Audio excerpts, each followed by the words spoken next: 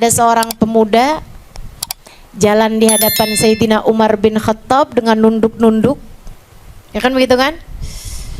Gayanya pokoknya kalau ketemu orang gitu tuh nunduk. Ketemunya sama Sayyidina Umar. Sayyidina Umar tahu tingkah lakunya dia.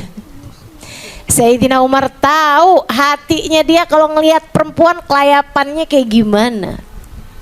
Ketemu sama Sayyidina Umar. Sayyidina Umar tahu hatinya. Yang suka suudzon sama orang, tahu hatinya. Yang kadang-kadang ada benci sama orang, kadang-kadang hasut sama orang gitu, tahu hatinya. Sayyidina Umar kok, teman-teman.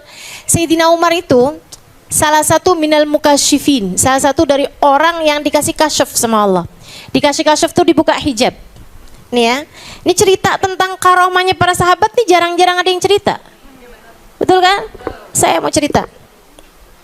Jadi sekalian, pernah dalam salah satu peperangan, Sayyidina Umar nggak ikut di perang tersebut di masa kekhalifahan Sayyidina Umar. Jadi Sayyidina Umar utus pasukan perang untuk berperang di satu negara. Beliaunya sendiri nggak ikut karena beliau mesti memimpin negara gitu kan. Jadi beliau kirimin pasukan. Satu waktu Sayyidina Umar lagi khutbah di mimbar. Tiba-tiba aja ini yang nyaksiin semua yang hadir khutbahnya. Khutbah Jumat atau khutbah yang lain lah. Pokoknya Sayyidina Umar lagi tengah khutbah di masjid.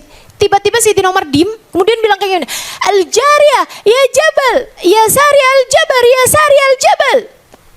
Pasukan gunung. Orang-orang pada bingung semuanya.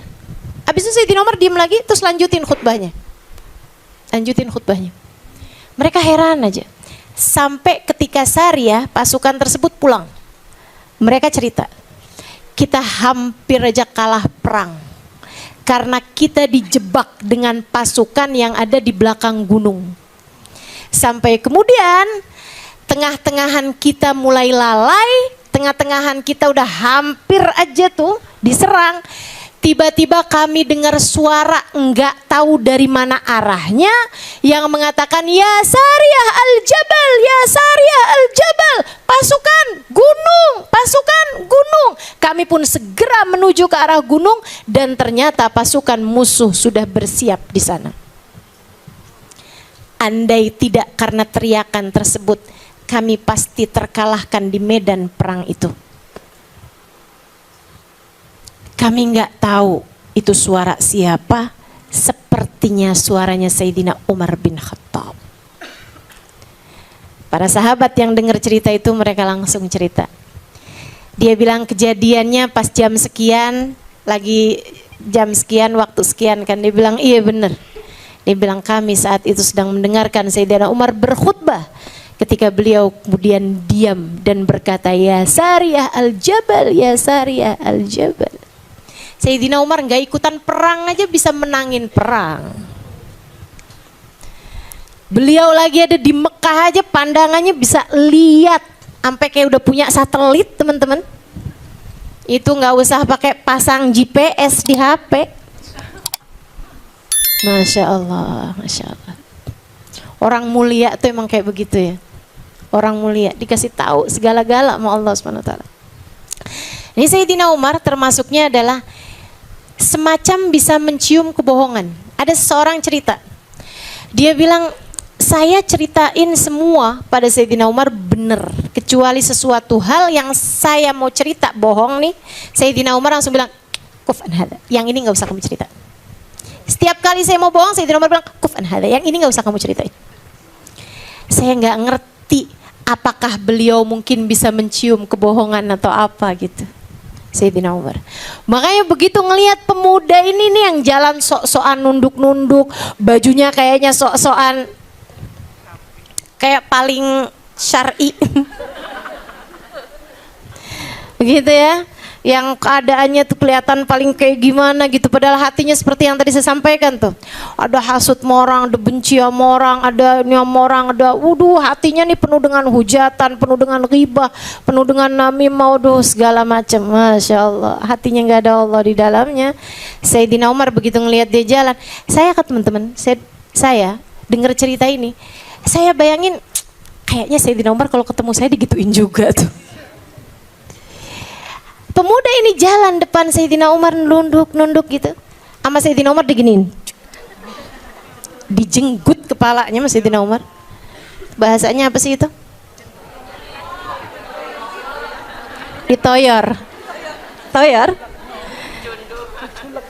Bahasa Jawa apa aja? Dijulek no, nggak enak banget ya. Kita nggak usah pakai lah, ini bahasa dari antah berantah ini. Itu nulis bahasa Arabnya susah tuh kayaknya. Nah, Masya Allah. Jadi teman-teman ya. Tadi saya bahasanya apa? Iya. Dijenggut. Ya. Ditoyor sama Sayyidina Umar.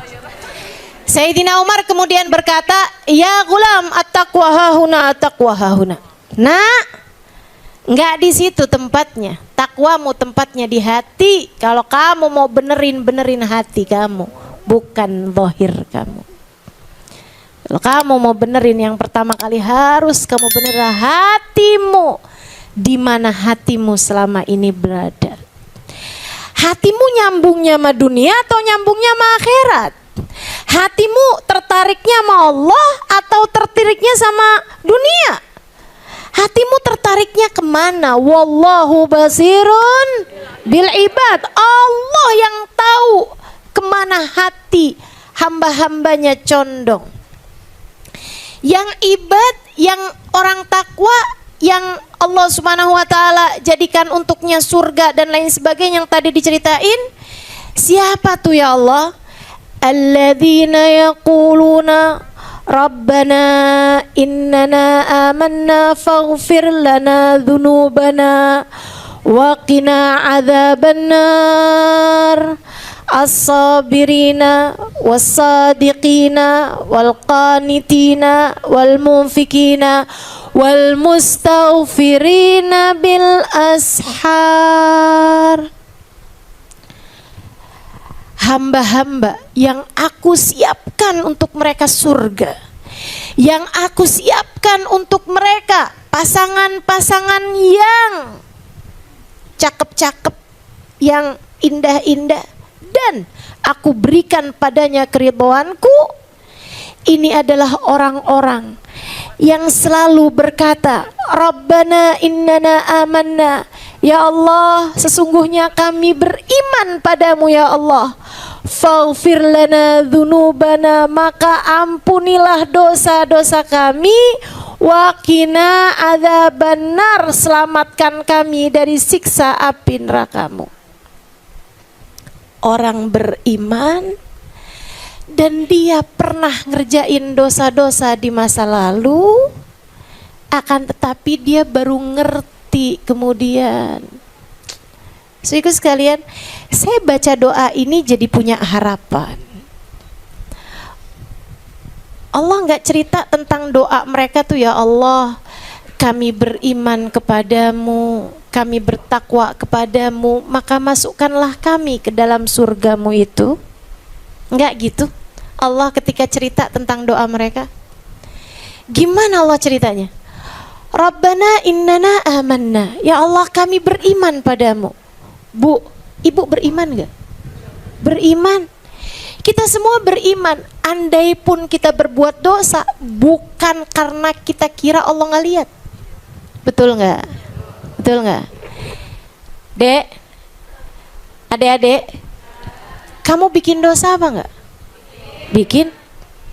Banyak apa dikit? Ketika kamu dosa, kamu pikir, Allah nggak bakalan lihat ini. Atau saya tahu sih Allah lihat, tapi gimana ya? Aduh, gimana ya? Kayak terkalahkan sama hawa nafsu gak sih? Kayak terkalahkan sama bisikan setan gak sih? Kayak yang gak kuat aja gitu. Akhirnya kita ngerjain gitu dosanya. Betul apa enggak? Nih adik-adik nih yang masih suka ngeliatin cowok-cowok ganteng, yang kayaknya yang mau deh saya dikasih yang beginian nih. Padahal mungkin dia adalah orang yang gak beriman kepada Allah, ya kan? Adik-adik saudaraku sekalian yang saya muliakan, apa yang dilihat matamu, apa yang didengar telingamu, kamu tahu bahwa itu haram. Kamu tahu misalnya bahwa itu haram. Kamu udah tahu sesuatu yang kamu yakin memang haram gitu, tapi kamu masih melihatnya. Apakah karena saat itu kamu pikir, nih yang ini mah Allah gak bakalan lihat deh? Atau kamu sebenarnya tahu bahwa Allah melihat, saya hanya terkalahkan oleh hawa nafsu? Kita tetap yakin Allah maha melihat kita, kita hanya terkalahkan oleh hawa. Makanya doanya Robbana innana amanna. Ya Allah, kami beriman sebenarnya, kami beriman. Kami hanya terkalahkan oleh hawa nafsu kami ya Allah.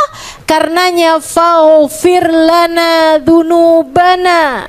Ya Allah, ampunilah dosa-dosa kami, ampunilah dosa-dosa kami.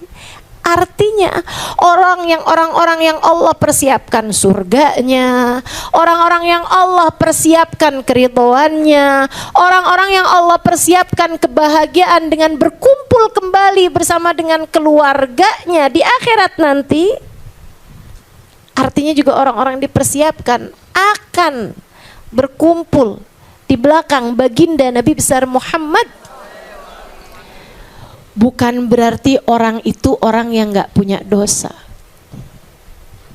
Akan tetapi orang-orang yang selalu memohon ampun kepada Allah Subhanahu wa taala setiap kali melakukan perbuatan-perbuatan dosa. Yang terus minta ampun sama Allah, terus minta ampun sama Allah.